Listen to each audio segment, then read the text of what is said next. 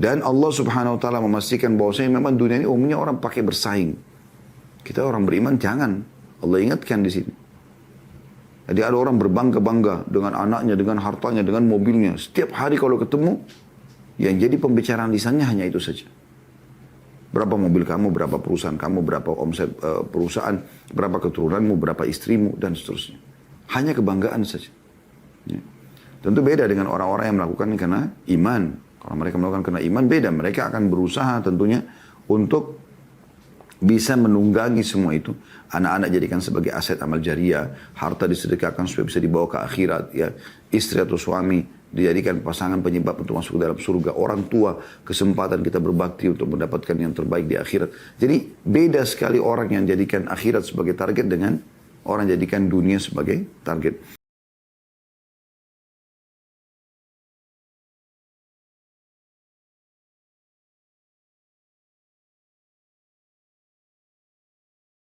Assalamualaikum warahmatullahi wabarakatuh. Alhamdulillah wassalatu wassalamu ala Rasulillah. Segala puji dan puja kehadirat Allah Subhanahu wa taala, juga salawat dan taslim kepada Nabi besar Muhammad sallallahu alaihi wa ala alihi wa sahbihi wasallam. Seperti biasa teman-teman sekalian, di hari Rabu ya, di siang hari pukul 13.00 sampai 14.00 kita akan melanjutkan bahasan bedah buku kita Riyadhus Shalihin tulis oleh Imam Nawawi rahimahullah. Dan kita akan masuk di bab yang baru pada kesempatan ini. Semoga Allah berkahi. Bab yang sangat mulia. Itu bab nomor 55. Tentang masalah keutamaan zuhud di dunia. Dorongan menyedikitkan kenikmatan dunia. Dan juga keutamaan fakir atau orang-orang yang miskin.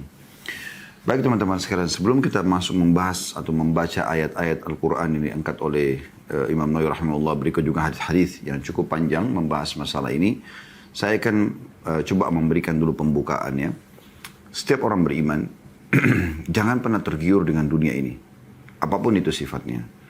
Apakah itu harta, kelebihan fisik, ya, kekuatan, ya, kekuatan fisik, ya, kelebihan paras wajah, apalah jabatan, garis keturunan. Semua ini adalah fasilitas dunia saja. Agar kita bisa melalui dunia ini menuju kepada kehidupan abadi. Kita ini sebenarnya adalah anak-anak akhirat. Ayah kita Adam alaihissalam dan istrinya Hawa alaihissalam diciptakan oleh Allah SWT untuk menghuni surga.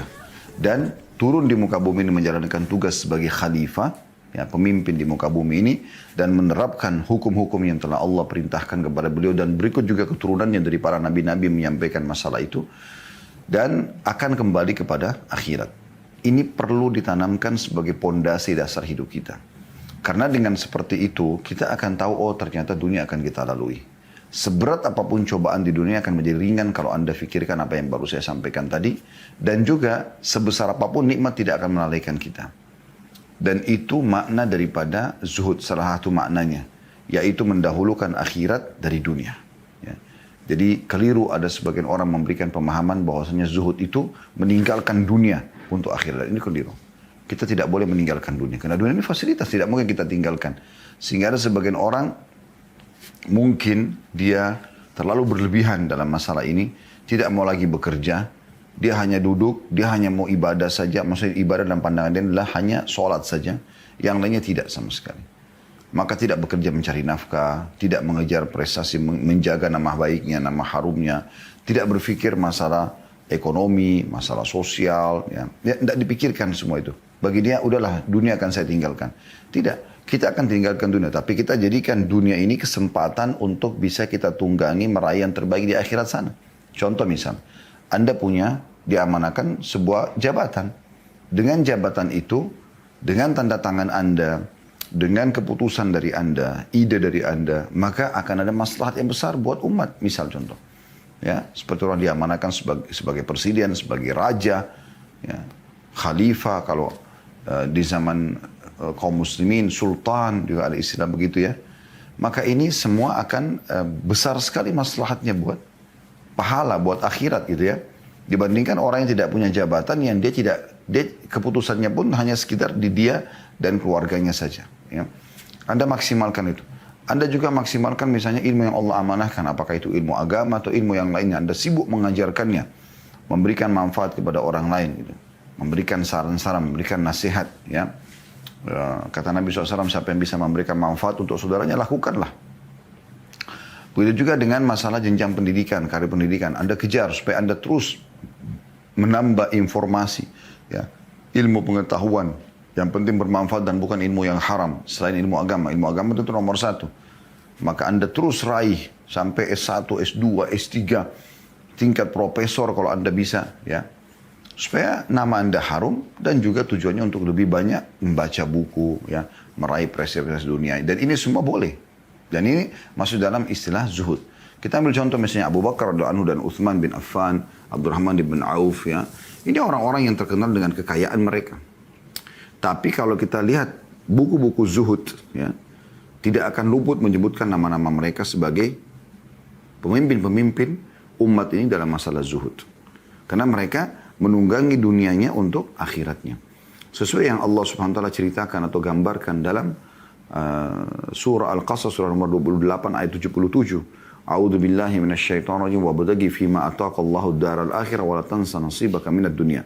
Kejarlah apa yang Allah janjikan untuk kalian di akhirat nanti dan jangan lupakan bagian kalian dari dunia. Tetapi di sini dunia bukan untuk berfoya-foya, bukan untuk membuat kita lalai terhadap akhirat. Banyak orang begitu. Begitu pergi liburan, menikmati alam, menikmati hotel, karena dia punya kelebihan safar misalnya sama keluarganya. Tapi begitu tiba di tempat safar lalai. Nggak jaga sholat, on time, terbuka auratnya, jatuh dalam kemaksiatan. Tidak. Kita harusnya pada saat nikmat sedang melimpah, tambah beribadah kepada Allah Subhanahu wa Ta'ala. Boleh kita nikmati, ya, hal-hal yang dibolehkan dalam agama seperti misalnya Anda rekreasi sama keluarga, boleh saja. Tidak ada larangan dalam masalah itu. Ya. Tapi jangan sampai membuat kita bermaksiat kepada Allah SWT. Datang ke negara-negara kafir yang akhirnya membuat kita lalai. Dan tidak ada tujuan bukan karena menuntut ilmu. Bukan hal yang darurat misalnya. Makanya membuat kita lalai. Ya. Membuat anak-anak kita lalai. Insya Allah tidak lama lagi umroh akan dibuka. Programkan untuk umroh bersama keluarga. Jadi rekreasi keluarga sekaligus ibadah. Nah itu poin yang sangat bagus. Atau Anda harus datang ke satu negara, cari negara-negara muslim yang punya sejarah Islam, yang punya ada manfaat secara keimanan yang bisa Anda dapatkan. Oh ternyata ada begini, ada begini, ada begini. Dan ada informasi gitu ya. Bukannya sekedar datang mau melihat bunga ini, mau melihat pameran itu. Dan sebenarnya lebih banyak membuang waktu. Apalagi kalau sampai memang tujuan utamanya maksiat, diskotik, bar, mabuk-mabukan, pesta, seks bebas, wa na'udzubillah dan seterusnya. Ini maka akan lebih parah lagi. Ya. Jadi seorang mukmin dia tidak luput atau tidak meluputkan dunia untuk dia nikmati agar dia bisa beribadah. Dia kejar prestasi terbaik dari sisi ekonomi sehingga dia menjadi orang kaya dan akhirnya bisa bangun banyak masjid, rumah anak yatim, pesantren, bantu orang susah. Dia tunggangi untuk akhiratnya. Dia kejar prestasi yang terbaik kalau dia bisa dapatkan jabatan atau dia bisa mendapatkan jenjang pendidikan yang baik sehingga dia bisa menunggangi untuk akhiratnya. Umar bin Abdul Aziz rahimahullah mengatakan kepada orang-orang di sekitarnya, saya ini orang yang punya tumuh. Tumuh itu seperti orang yang punya optimisme yang sangat besar untuk menjadi orang yang besar. Beliau mengatakan, saya pernah ingin sekali menjadi wali kota Madinah dan Allah kabulkan. Setelah itu, saya berharap Allah jadikan saya sebagai khalifah muslimin. Walaupun secara urutan, Umar bin Abdul Aziz tidak bisa menjadi khalifah pada saat itu. Karena turunan dari ayah wariskan kepada anaknya. Atau dari saudara kepada adiknya. Gitu kan. Tapi Umar bin Abdul Aziz waktu itu bukan orang yang bisa kena. Ya. Tapi dengan tubuh, dengan semangat, dengan keinginan yang besar. Agar dia bisa memberikan maslahat yang besar bagi umat Islam. Allah SWT kabulkan. Dan menjadi khalifah. Dengan cara Allah. Ya.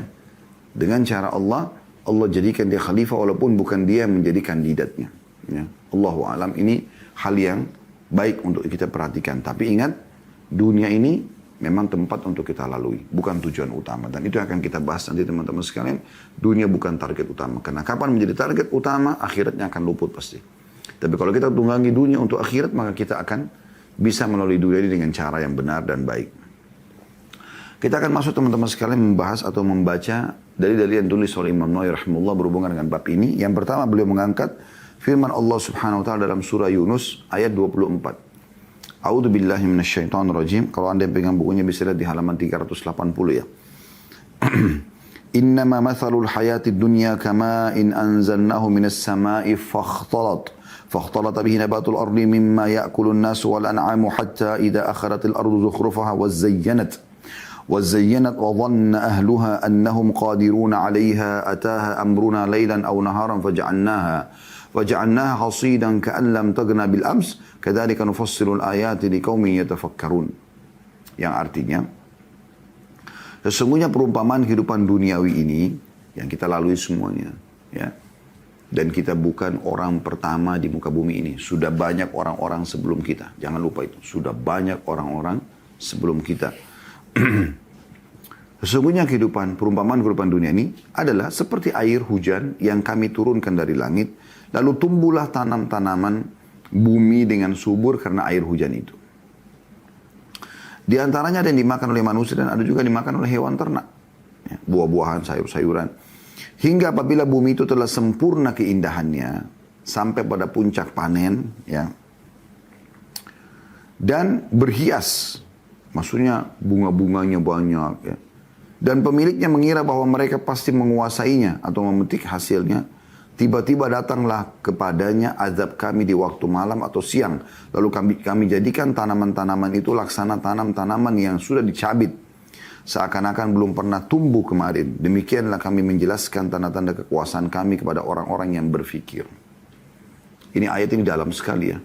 Bagaimana Allah subhanahu wa ta'ala memberikan bocorannya kepada orang-orang beriman agar mereka betul-betul merenungi masalah ini. Ya, kita disuruh merenungi masalah ini karena banyak orang yang lalai dengan kehidupan dunia ini. Mereka sibuk memikirkan dunia ini. Yang mereka pikirkan adalah masalah bagaimana prestasi dunianya maksimal, tapi tidak perlu pikir masalah akhirat. Ya, jauh dari agama. Tambah lagi ada yang mengolok-olok agama. Ya, ini semua tambah ngacau itu. Ya. Dan kacau pikiran dia karena dia tidak ada akhiratnya. Dan orang yang tidak ada akhirat ini tidak akan pernah puas dengan dunia ini. Tapi kalau orang ada pikiran akhiratnya, dia akan tahu ada batas-batas dia, ada halal, ada haram, ya, ada hak orang lain. Maka ini perlu dipikirkan. Allah SWT berikan perumpamaan kita. Dunia ini, dia akan ada saatnya di mana dia akan hancur. Dia akan selesai. Baik Anda secara pribadi, prestasi Anda, saatnya nanti Anda akan sakit dan meninggal. Ya. Atau memang dunia ini akan kiamat terjadi. Allah berikan gambaran, perumpamaan kehidupan dunia ini. Seperti air hujan kami turunkan dari langit, kemudian membuat tumbuh-tumbuhan tumbuh semuanya. Ya. Tumbuh dengan baik. Gitu. Ya, setelah buah-buahannya maksimal keluar, bunga-bunganya kelihatan indah, terhiasi bumi ini, ya. Maka kami datangkan azab kami. Maksudnya, kami datangkan kiamat itu bisa gitu perumpamannya, ya. Maka seperti belum ada nampak sebelumnya. Atau bisa juga bermakna adalah ayat ini, pernah nggak Bapak Ibu lihat informasi atau dengar informasi? Saya pernah berapa kali lihat di berita, ya. Para petani kita sudah mau panen. Di Indonesia terjadi. Tiba-tiba malam harinya Allah datangkan tikus, hama, hancur semua. Besok tidak jadi panen. Padahal besok tinggal panen saja. Ya. Allah menjadikan itu sebagai pelajaran tentunya. Bahwasanya kehidupan dunia ini seperti itu. Dia akan dilalui. Tidak akan menjadi sebuah target utama. Kita akan lepas. Oleh karena itu beruntunglah orang yang memaksimalkan waktu dunia dengan zikir, dengan doa, dengan menjadi ilmu, ibadah-ibadah. Ya, bukan yang lain.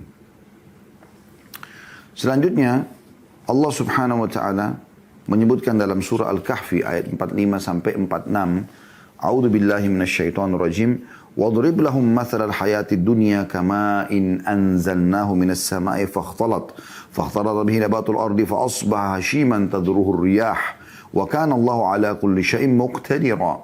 Al-malu wal banuna zinatul hayatid dunya wal baqiyatus salihatu khairun 'inda rabbika thawaban wa khairun amala.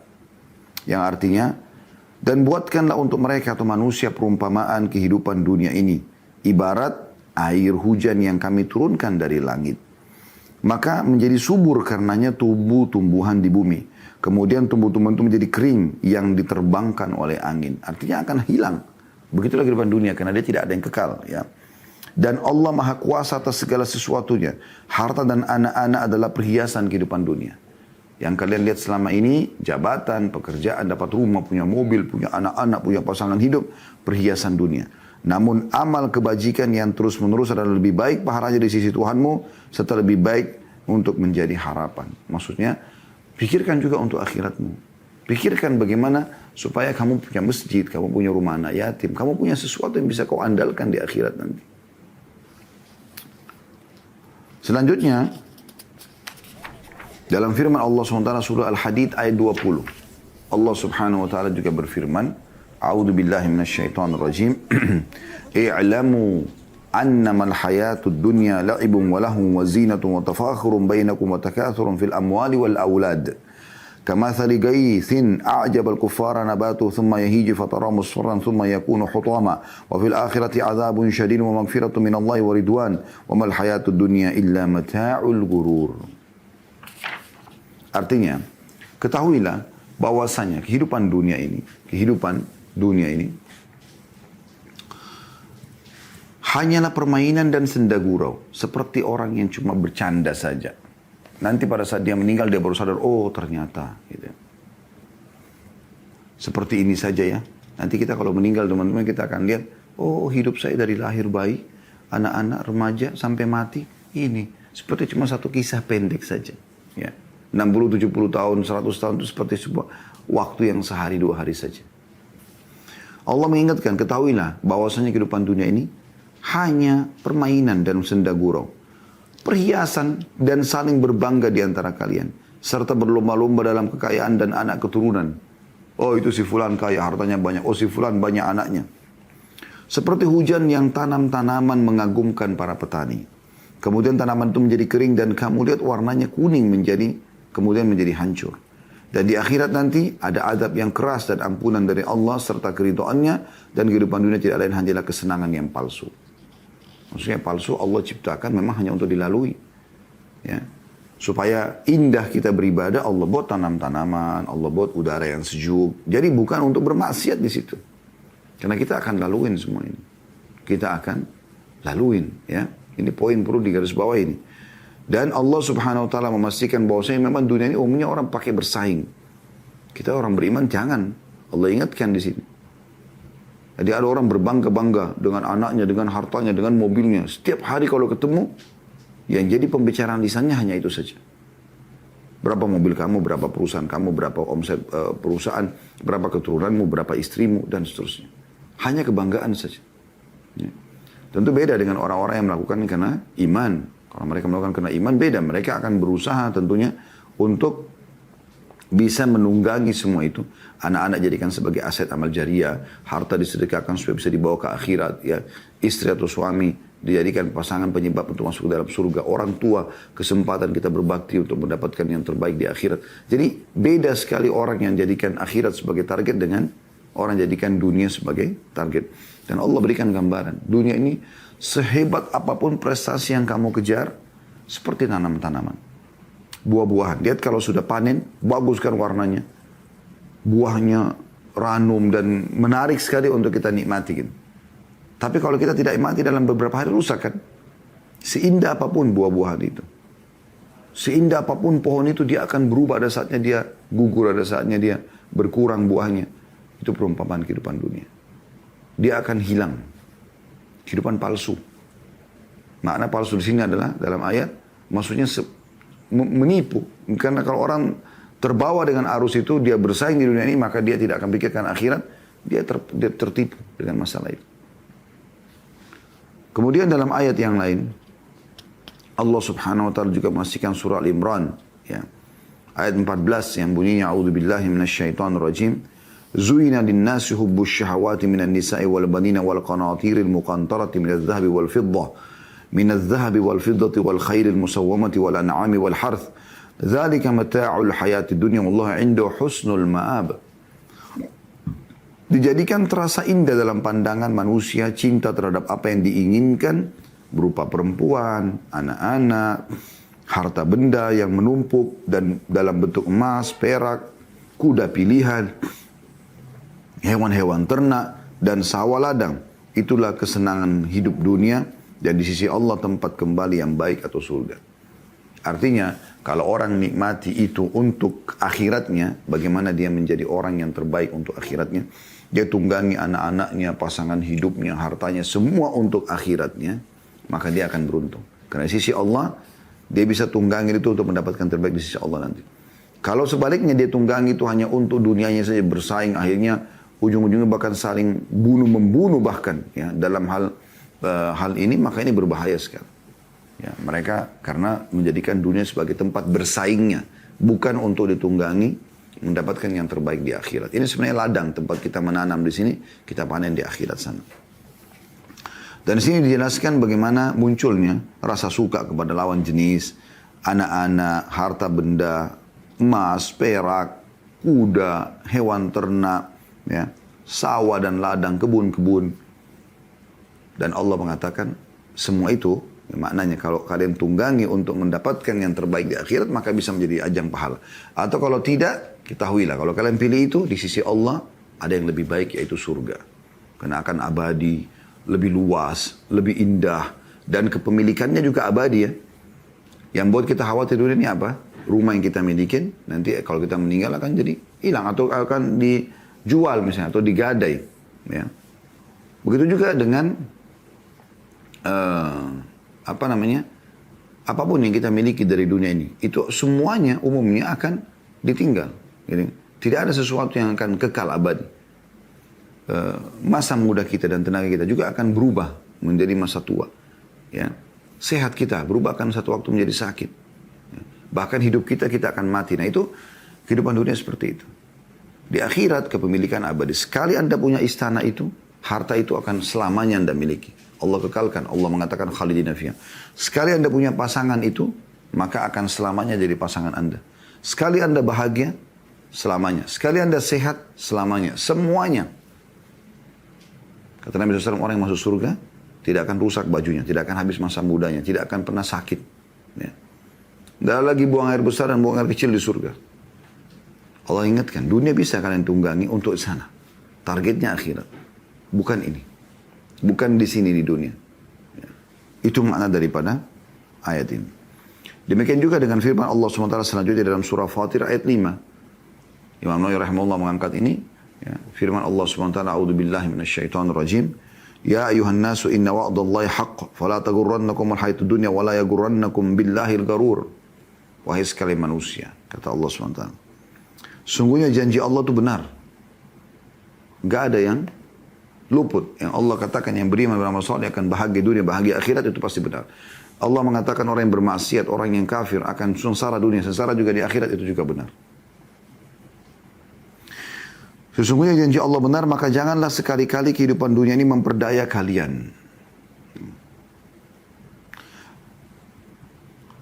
Dan jangan sekali-kali syaitan yang pandai menipu memperdaya kalian tentang Allah. Jadi jangan sampai kehidupan dunia membuat kalian lalai. Jangan juga syaitan tunggangi kehidupan dunia yang Allah jadikan fasilitas untuk menambah atau mendapatkan yang terbaik di akhirat, dijadikan untuk kalian lalai. Malah kalian jauh dari Allah Subhanahu wa ta'ala. Itu makna ayat. Tapi saksi bahasan kita, fala tagurrannakumul hayatud dunya. Jangan sampai kalian ya diperdaya dengan kehidupan dunia ini. Begitu juga dengan surah At-Takatsur ayat 1 sampai ayat 5. Allah Subhanahu wa taala berfirman, A'udzu billahi minasyaitonir rajim. Alhaakumut takatsur hatta zurtumul maqabir. Kalla sawfa ta'lamuna thumma kalla sawfa ta'lamun kalla law ta'lamuna ilmal yaqin. Yang artinya bermegah-megahan telah melalaikan kalian sampai kalian masuk ke dalam kubur. Ya, banyak orang begitu, karena dia lalai, dia lupa, maka pada saat masuk ke dalam kubur baru dia mau sadar. Tidak ada gunanya. Semua teman-teman kalau orang sudah masuk dalam kubur tidak akan bermanfaat dari prestasi dunianya. Jabatannya kah, titelnya kah, ya, hartanya kah, keluarganya kah, selesai. Semua ditinggal sama dia. Bersama-sama dia amal solehnya. Kecuali di dunia ini dia sempat menanam untuk amal-amal jariah dia. Tanah, wakaf, masjid, rumah anak yatim. Kita sudah tahu, menggali sumur. Ya. Anak-anak soleh yang dia tinggalkan, yang mendoakan dia, maka itu baru bermanfaat buat dia. Kalian berbangga-banggaan dan melalaikan kalian. Ya. Sampai kalian masuk ke dalam kubur. Sekali-kali tidak. Kelak kalian akan mengetahui akibat perbuatan kalian itu. Nanti baru nyesal gitu. Kemudian sekali-kali tidak. Kelak kalian akan mengetahui. Ya. Artinya kalian pasti akan tahu nanti. Tidak ada keraguan dalam masalah itu. Sekali-kali tidak, kata Allah. Sekiranya kalian mengetahuinya dengan pasti. Artinya kalau Kalian nanti pas lihat, oh ternyata begini. Tapi udah gak ada gunanya. Semua orang di kuburan teman-teman sekalian. Kalau dihidupkan lagi oleh Allah SWT. Kira-kira saya tanya Anda jawab dengan pikiran Anda. Jawab dengan hati nurani Anda, dengan keimanan. Kira-kira kalau mereka dihidupkan, mereka akan apa? Atau kita anggap diri kita sekarang semua yang hadir acara ini meninggal dunia. Kira-kira kalau Allah berikan kita kesempatan hidup lagi. Apa yang akan kita lakukan? Kita akan cari restoran favorit kita kan? Kita akan bergaul dengan pasangan hidup kita kan? Maksudnya biologis. Kita akan bertemu dengan anak-anak kita kan? Kita akan mengejar lagi studi kita. Kita akan membuka atau mengejar lagi atau membahas lagi tentang masalah laporan keuangan, neraca, laba rugi dari perusahaan kita. Kita akan ke tempat rekreasi yang kita suka, paling favorit kan? Villa yang pernah kita beli misalnya. Atau kita akan menggunakan pakaian ya, yang kita paling sukai ya, dengan merek tertentu. Maka jawabannya semua itu tidak. Demi Allah teman-teman, orang yang mati ataupun kita kalau mati dihidupkan kembali oleh Allah, dikasih waktu 1 jam, kita akan gunakan untuk sujud, sholat, bertaubat, membaca Al-Quran, berzikir itu. Renung ini teman-teman sekalian. Berarti menandakan memang semua yang kita kejar selama ini, kalau sifatnya hanya duniawi, itu tidak akan menjadi harapan orang yang meninggal dunia. Lalu harapan kita apa? Harapan kita bisa beramal soleh. Lalu kenapa sekarang Anda tidak beramal soleh? Kenapa sekarang semenjak atau selama Allah berikan kesempatan, kita justru sia-siakan? Ya. Ini sayang sekali. Selanjutnya, ayat yang terakhir yang dibaca ditulis oleh Imam Nawawi rahimahullah adalah Al-Ankabut ayat 64 yang berbunyi a'udzubillahi minasyaitonirrajim wa mal hayatud dunya illa lahu wa la'ib wa innad daral akhirata lahiyal hayawan law kanu ya'lamun. Dan kehidupan dunia hanya senda gurau dan permainan saja. Maksudnya tempat yang dilalui saja sebentar. Tadi saya bilang kita kalau lihat nanti di akhirat satu paket kehidupan kita tuh dari bayi sampai meninggal. Oh ternyata cuman ini. Ringkas sekali. Dan sesungguhnya negeri akhirat yang kalian akan tuju ke sana pasti Allah mengatakan wa ilaihil masir, kepadanya lah kalian akan kembali ya. Wa ilaihin nusyur, kepadanya kalian akan dibangkitkan ya. Dan Allah selalu ingatkan dalam beberapa ayat tadi, semua di dunia akan kita lalui, akhirat semua target utamanya. Ya. Anda juga dengarkan beberapa hadis Nabi SAW yang mulia mengingatkan tentang masalah itu. Allah mengatakan dan kehidupan akhirat jauh lebih kekal. Itu kehidupan yang sebenarnya kalau mereka mengetahuinya atau kalau mereka mau mempelajarinya. Itu maknanya. Kita akan masuk teman-teman sekalian ke hadis yang pertama dalam bab kita ini, bab tentang zuhud ya. Hadis urutan nomor 461. Saya ulangi 461 dari awal kita belajar tentunya. Dari Amr bin Auf al-Ansari radhiyallahu anhu, anna Rasulullah sallallahu alaihi wasallam ba'atha Aba Ubaidah bin Jarrah radhiyallahu anhu ila al-Bahrain ya'ti bi jizyatiha. فقدم بمال من البحرين فسمعت الأنصار بقدوم أبي أبيدة فوافوا صلاة الفجر مع رسول الله صلى الله عليه وسلم فلما صلى رسول الله صلى الله عليه وسلم انصرف فتعرضوا له فتبسم رسول الله صلى الله عليه وسلم حين رآهم ثم قال أظنكم سمعتم أن أبا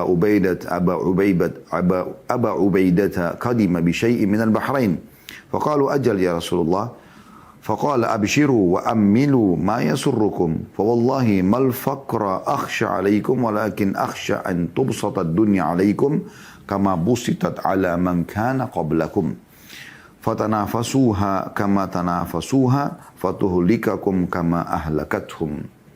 Artinya, Amr ibn Auf al-Ansari menyampaikan radhiyallahu anhu bahwa Rasulullah SAW pernah mengutus Abu Ubaidah bin Jarrah menuju ke wilayah Bahrain untuk mengambil jizyah. Ya, nanti kita jelaskan insyaAllah ya. Maka dia datang dengan membawa harta yang banyak dari Bahrain. Para sahabat mendengar kedatangan Abu Ubaidah, mereka menunaikan sholat subuh bersama Rasulullah SAW. Ketika sholat subuh selesai, Rasulullah SAW beranjak pergi. Ya. Maka mereka menghadang beliau dan Rasulullah SAW tersenyum ketika beliau melihat mereka. Kemudian beliau bersabda, saya kira kalian sudah mendengar bahwa Abu Ubaidah datang dari Bahrain dengan membawa harta. Mereka menjawab, benar wahai Rasulullah. Maka beliau SAW bersabda, bergembiralah dan berharaplah apa yang menyenangkan kalian. Demi Allah bukanlah kefakiran yang aku khawatirkan terhadap kalian. Akan tapi aku khawatir apabila dunia ini dibentangkan untuk kalian. Sebagaimana ia telah dibentangkan untuk orang-orang sebelum kalian. Lalu kalian memperebutkan dunia sebagaimana mereka memperebutkannya. Sehingga dunia membinasakan kalian sebagaimana telah membinasakan mereka. Hadits ini teman-teman sekalian. Kita coba seperti biasa mengorek mutiara-mutiara yang bisa kita ambil insya Allah. Yang pertama adalah tentang masalah jizyah. Jizyah artinya upeti yang diambil oleh pemimpin muslim dari wilayah orang non-muslim yang mereka menolak untuk masuk Islam. Ya, di saat terjadi peperangan dengan kaum muslimin. Ya. Mereka ditawarkan mau masuk Islam enggak? Mereka nolak. Maka ditawarkan yang kedua bayar upeti. Kalau mereka nolak baru terjadi peperangan. Nah jizyah ini kalau didapatkan dari pembayaran wilayah non-muslim ke wilayah Islam, maka dibagi kepada kaum muslimin. Ya. Dibagi kepada kaum muslimin. Dibagi rata tentunya ya. Dan ini wewenang ada di tangan pemimpin. Di sini Nabi SAW mengutus Abu Ubaidah bin Jarrah radhiyallahu anhu khusus untuk menjemput upeti tersebut dan membawanya ke Madinah dengan tujuan untuk dibagikan kepada muslimin yang ada di Madinah. Karena pada saat itu muslimin fokusnya ada di kota Madinah. Ya. Belum ada ke wilayah-wilayah yang lain gitu. Masih sangat sedikit sekali di wilayah lain gitu. Ya. Kemudian pelajaran yang kedua adalah bagaimana Nabi SAW ingin memberikan pelajaran kepada para sahabat. Beliau tahu sebenarnya ini akan dibagi. Tapi beliau sengaja melakukan satu sikap yang beliau ingin agar ini bisa menjadi sebuah penyampaian yang baik dan tepat. Gitu. Yaitu para sahabat mendengar Abu Ubaidah datang malam-malam, subuh mereka ramai-ramai ke masjid. Sebenarnya mereka memang sholat subuh di masjid juga, tapi kedatangan kali ini lebih banyak orang yang datang. Ya. Karena mereka tahu harta sudah datang tadi malam, maka akan ada pembagian pagi-pagi gitu. Cuma memang Nabi SAW setelah zikir tidak membagi harta tersebut. Tiba-tiba beliau berdiri dan akan pergi gitu. Spontan mayoritas orang yang hadir di masjid langsung berdiri dan menghadang Nabi SAW. Karena mereka berharap Nabi bagi langsung pada saat itu. Padahal Nabi SAW bukan tidak mau membaginya. Nabi SAW akan membagi. Tapi beliau sebagai pemimpin, beliau tahu waktu yang tepat membaginya. Apakah selepas subuh, apakah selepas duha, apakah nanti habis duhur. Ya, karena memang harta tersebut harus dihitung. Gitu. Tapi melihat, ya, atau Nabi SAW ingin melihat bagaimana sih sebenarnya pemikiran dan dunia terhadap diri mereka. Maka Nabi SAW sengaja berdiri dan seakan-akan belum mau membagi dulu. Spontan sebagian orang yang sudah menunggu harta tersebut, ya, tertanam dalam hati mereka ingin segera mendapatkan, maka berdiri lalu menghadang Nabi SAW. Nabi sudah tahu tujuannya menghadang, karena mereka mau, ya Rasulullah bagi sekarang. Maka Nabi SAW pun mengatakan sambil tersenyum, ya, kalian sudah dengar ya, kalau Abu Ubaidah datang membawa harta semalam, mereka mengatakan iya ya Rasulullah. Kata Nabi SAW, terima berita gembira. Gak usah khawatir maksudnya. Saya pasti akan membagi untuk kalian. Itu maknanya. Tidak usah khawatir. Ya. Tidak usah khawatir. Nah retorika Nabi SAW ini sebenarnya retorika yang sangat baik digunakan kalau untuk berdakwah ya. Agar orang mendengarkan penyampaian beliau dan wasiat beliau atau ingin memperbaiki satu keadaan di mana masyarakat sudah terbiasa dengan pola itu. Atau memang ada yang melakukannya dan memang butuh sebuah kejadian yang membuat mereka sadar, ya, maka pola ini sangat tepat. Yaitu Nabi SAW tidak langsung membaginya. Padahal mereka merasa hak mereka. Tujuannya bukan untuk menahan hak mereka, bukan. Agar mau menyampaikan pesan penting, ya, tentang masalah itu. Mereka akan dapatkan hak mereka. Dan Nabi SAW adalah orang yang paling adil. Beliau kalau hak umat maka beliau akan berikan. Tidak sama sekali ditahan. Dan cukup banyak kejadian berhubungan dengan masalah itu. Termasuk masalah ghanimah, harta rampasan perang. Yang Nabi SAW bagi dan seterusnya. Cukup banyak bahasan tentang masalah itu. Tapi kita ingin sampaikan sini retorika yang digunakan oleh Nabi SAW. Kemudian selanjutnya yang ketiga. Pelajaran yang diambil dari hadis adalah. Sabda Nabi SAW dan ini menjadi inti bahasan kita sebenarnya. Beliau mengatakan. Ya, Fawallahi mal faqra akhsha alaikum. Ketahuilah aku ini sebenarnya sebagai seorang nabi. Gak pernah khawatir kalian umatku ini, semua umat tidak terkecuali. Ya, aku tidak pernah khawatir kalian miskin. Karena agama ini memang agama bergerak, agama produktif. Agama yang selalu menyuruh ya, penganutnya untuk optimis. Di antara hadis Nabi SAW, kalau di tangan kalian ada bibit tanaman, dan kalian tahu besok akan terjadi kiamat, tetap tancapkan. Walaupun besok kiamat. Abdullah bin Umar radhiyallahu anhu, di masa beliau tua, alisnya semua sudah putih, jenggotnya putih, rambutnya sudah putih semua. Beliau menanam bibit pohon kurma. Pohon kurma ini teman-teman sekalian mirip dengan pohon kelapa. Artinya umurnya panjang dan memang dia juga dari kecil kalau tumbuh sampai besar itu cukup lama waktunya gitu. Bukan seperti tanaman-tanaman yang lain yang bisa panen cepat. Maka orang-orang di sekitar ini bertanya, wahai Ibnu Umar, Anda menanam bibit pohon ini, kapan Anda nikmati? Mereka tahu, mereka punya gambaran mungkin ini akan berbuah sekian tahun ke depan. Belum tentu Ibnu Umar bisa menikmatinya. Apa kata beliau? Ini pelajaran bagi seorang mukmin ya. Beliau mengatakan kalau tidak bisa aku nikmati, akan dinikmati oleh orang setelahku. Maksudnya akan menjadi amal soleh buat aku. Ya. Ada hadis yang lain yang maknanya kurang lebih kata Nabi SAW, tidak ada orang yang menanam sebuah pohon dan apapun atau siapapun yang mengambil manfaat dari pohon tersebut, dari hewan-hewan, burung misalnya, jin, manusia yang bernaung di bawahnya atau mengambil buahnya atau daunnya atau batangnya atau rantingnya, kecuali akan jadi amal soleh buat dia. Ya. Makanya penghijauan itu bagian daripada agama kita sebenarnya. Ya. Nah ini hal yang mendasar yang ya, Nabi SAW mengatakan sebenarnya saya tidak ragu atau aku tidak akan ragu kalian miskin. Karena agama ini agama bergerak. Agama yang menyuruh kita selalu mengejar prestasi dunia. Gitu kan. Namun kata Nabi SAW, walakinni akhsha an tubsata dunya alaikum kama busitat ala man kana qablakum. Tapi aku khawatirkan justru dunia ini Allah lapangkan buat kalian. Allah bukakan luar biasa gitu. Ya. Sampai kalian menjadi pemimpin-pemimpin dunia. Kalian menjadi orang yang kaya raya. Ya. Maka sebagaimana dibukakan untuk orang-orang sebelum kita. Ada umat-umat sebelum kita yang kaya raya juga. Kata Nabi SAW, fatanafasuha kama tanafasuha. Maka kalian akhirnya jadi bersaing memperebutkannya sebagaimana mereka dulu bersaing. Dan itu sebabnya, ya, fatuhlikakum kama ahlakathum. Kalian akan binasa, hancur, jauh dari hukum Allah Subhanahu Wa Taala. Kalian akan saling bunuh-membunuh, merebut, menipu dan segala macam. Sebagaimana mereka juga telah binasa gara-gara memperebutkan dunia itu. Apa makna pesan Nabi SAW ini? Maknanya adalah, kalian akan dapat dunia ini, tidak usah khawatir. Rezeki sudah Allah tentukan. Jangan jadikan itu sebagai ajang yang membuat kalian jauh dari agama Allah SWT. Saling sikut menyikut untuk mendapatkan sebuah proyek, untuk mendapatkan sebuah program, gitu kan. Ini semua tidak boleh. Kita boleh bersaing positif, tapi kalau sudah bukan rezeki kita, selesai. Pernah ada seorang pengusaha muda di Surabaya setelah selesai tablik akbar waktu itu di Masjid Al-Irsyad, ya, beberapa tahun yang lalu tentunya. Saya tidak ingat tepatnya, tapi yang jelas setelah selesai ada satu pengusaha muda datang, umurnya mungkin 30-an. Dia datang mengatakan kepada saya, Ustaz, ada hal yang ingin saya tanyakan. Bagaimana saya bisa menenangkan jiwa dan hati saya setelah saya dan teman-teman saya bersaing untuk mendapatkan satu proyek. Ya. Ternyata mereka semua dapat, saya tidak. Sementara saya melihat dari sisi ibadah, ya secara kasat mata, saya lebih menjaga sholat, saya lebih menjaga hukum Allah gitu daripada mereka. Maka jawaban saya sederhana. Saya mengatakan, belum rezeki Anda. Karena Allah sudah tentukan rezeki itu.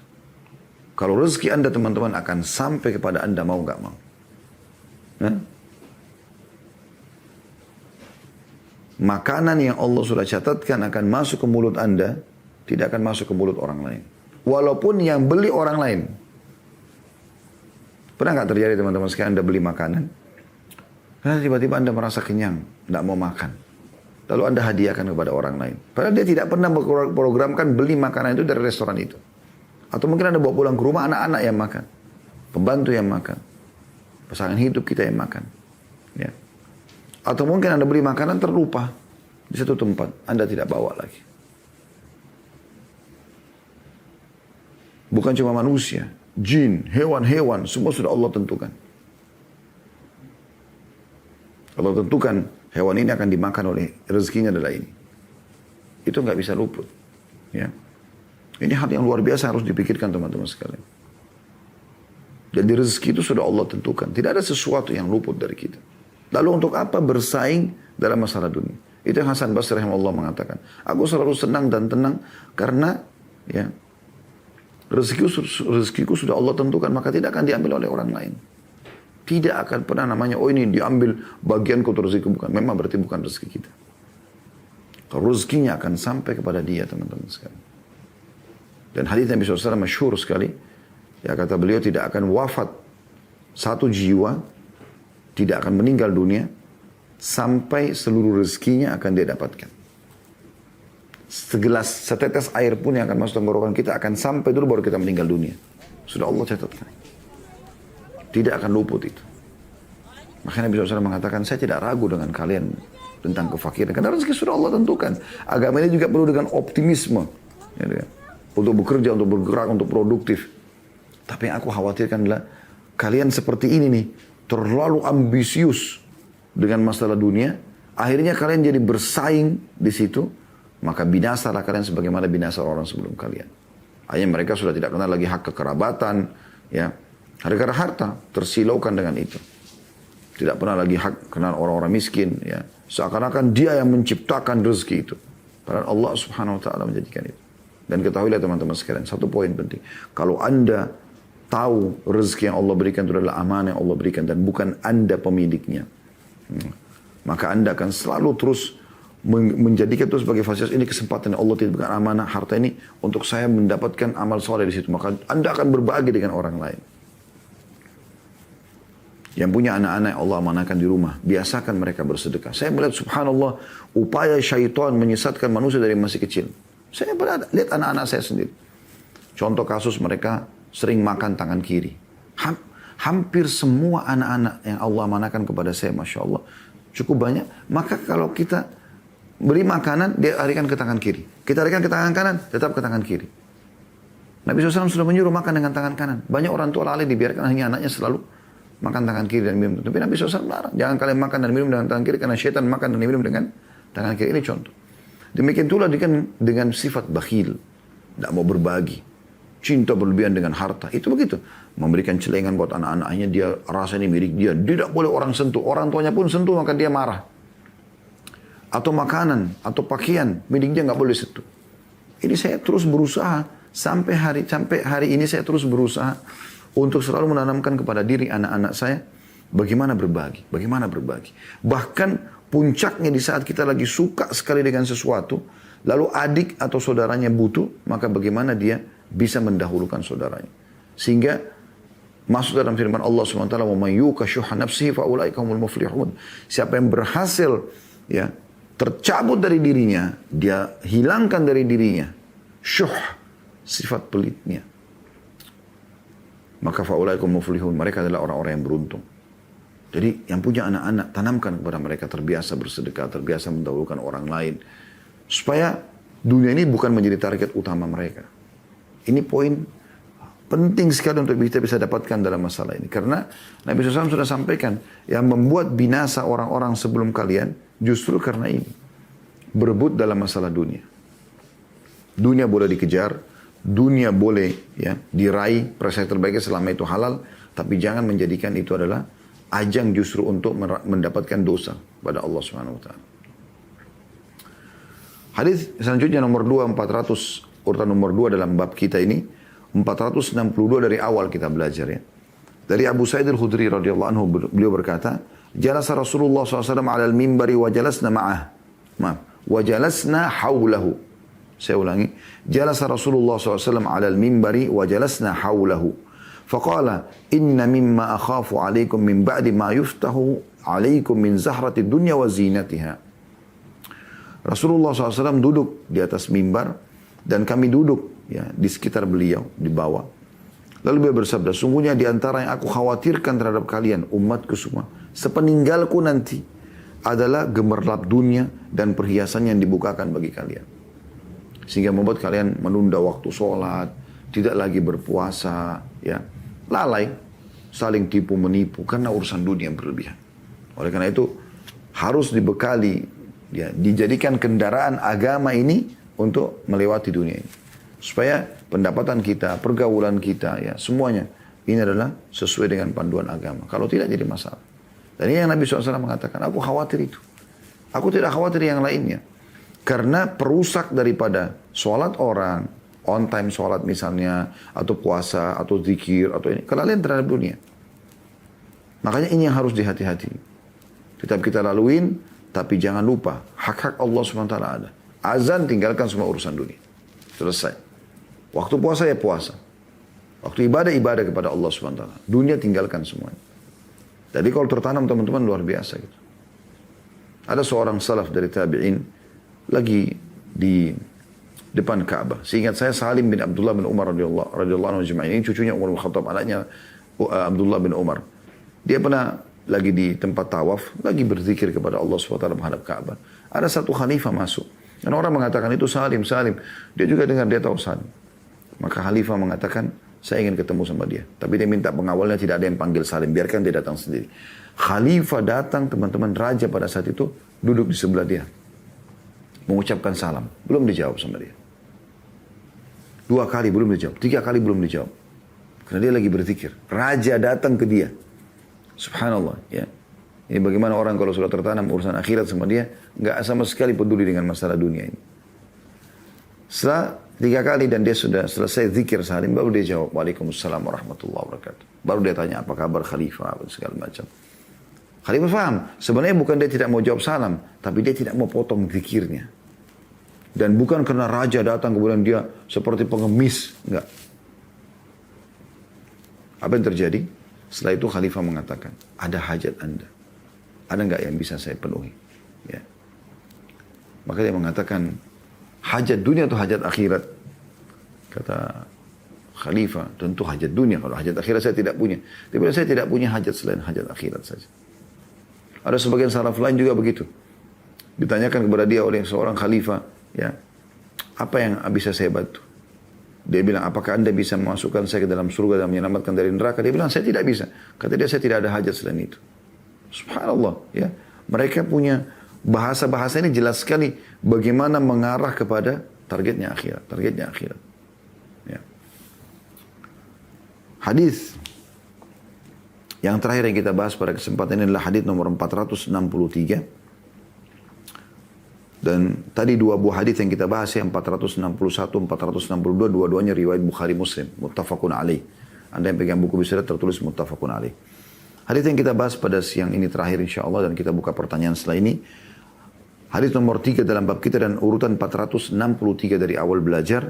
Dari Abu Sa'id al-Khudri radhiyallahu anhu bahwasanya Rasulullah SAW bersabda, inna dunya hulwatun khadirah. Wa inna Allah ta'ala mustakhlifukum fiha. Fayanzuru kaifa ta'maluna fattaqullaha wattaqun nisa. Sesungguhnya dunia ini manis dan mempesona memang.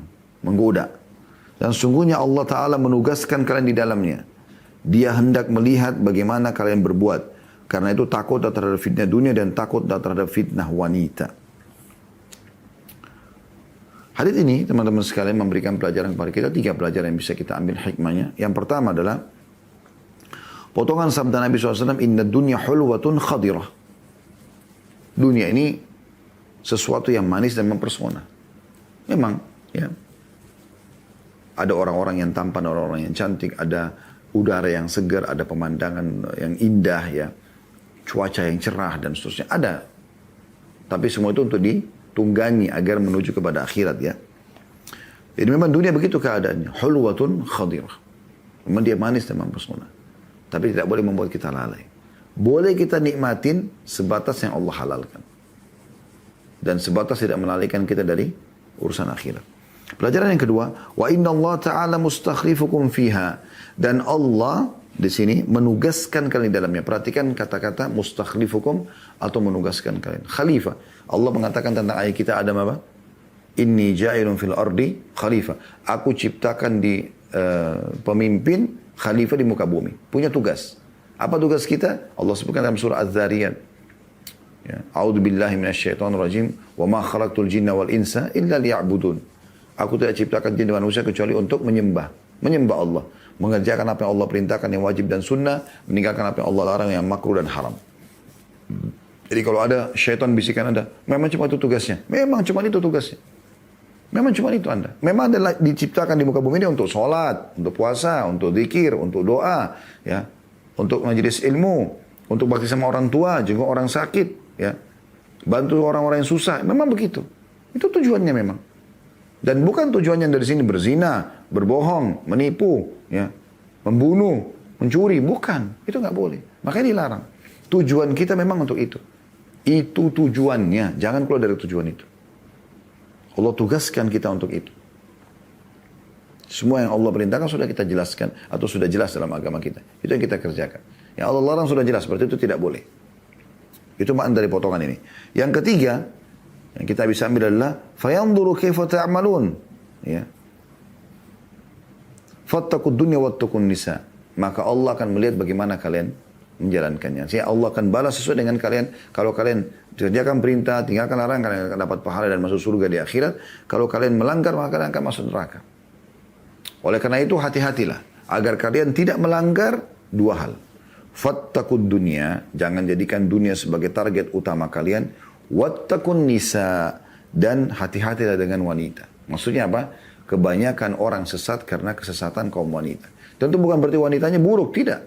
Ada wanita-wanita salihah. Ya. Karena kata Nabi SAW dalam sebuah hadis yang lain, wa khairu mata'id dunya mar'atus salihah. Dan sebaik-baik perhiasan dunia adalah perempuan yang salihah. Tetapi umumnya yang menyesatkan dan terjadi kerusakan wanita. Makanya yang jadi pelacur kan wanita, jadi penggoda wanita bisa begitu. Maksudnya ini kita bicara globalnya. Tentu ada wanita-wanita yang salihah. Dan semoga Anda yang hadir acara ini dan juga baik itu live atau mensiar ulang menjadi wanita-wanita yang saleh, yang berbakti kepada Allah SWT. Tapi ini ada. Ya. Banyak sekali fitnah yang terjadi karena wanita. Dan Anda kalau ikutin, sudah kita bedah buku ya, 70 kiloan wanita. Kemudian juga ada yang kita sedang bedah sekarang di hari Kamis ya biasanya. Itu, wahai muslimah inilah surgamu ya. Jadi ini semua membahas tentang bagaimana menyelamatkan kaum wanita. Karena kalau dia selamat, kaum wanita selamat, maka akan selamat masyarakat ini. Ya. Kalau saya sudah kasih gambaran di 2 kajian buku itu, Anda bisa ikutin besok insya Allah hari Kamis. Kalau wanita itu ya baik, maka akan baik. Kalau yang itu buruk akan buruk. Karena Nabi SAW sudah mengatakan kalau wanita keluar, bukan laki-laki, wanita keluar, istashrafah syaitan.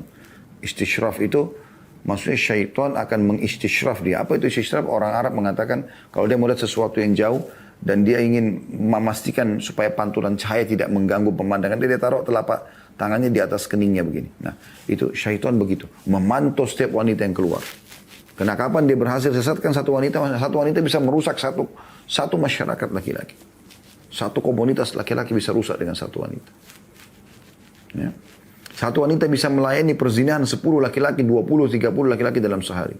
Laki-laki belum tentu bisa melakukan itu perzinahan sampai dengan 20 wanita dalam sehari. Tidak mampu dia. Maka kalau wanita yang mau terjadi perzinahan tersebut. Walaupun dia jelek umumnya. Apalagi kalau dia cantik dan punya kelebihan. Ya. Makanya selalu yang dipamer di ini wanita. Oh, dijual pameran mobil, oh ini segala macam wanita. Ya. Karena dia bisa menjual, bisa dijadikan sebagai bahan dagangan. Makanya Nabi SAW ingatkan. Dan Islam datang untuk menyuruh tutup aurat. Tapi kalau sebaliknya, kalau laki-laki yang mau berzina, perempuan yang tidak mau tidak akan terjadi. Kecuali pemerkosaan, na'udzubillah. Oleh karena itu Nabi SAW ingatkan hati-hati dengan dua ini. Ya. Boleh tunggangi dunia, tapi untuk akhirat. Boleh bergaul dengan wanita, tapi dengan secara halal. Nah ini yang dimaksudkan dengan makna hadis ini. Ya. Dan insya Allah kita tutup sampai sini teman-teman sekalian. Kita akan lanjutkan nanti di pertemuan akan datang dengan hadis nomor 464.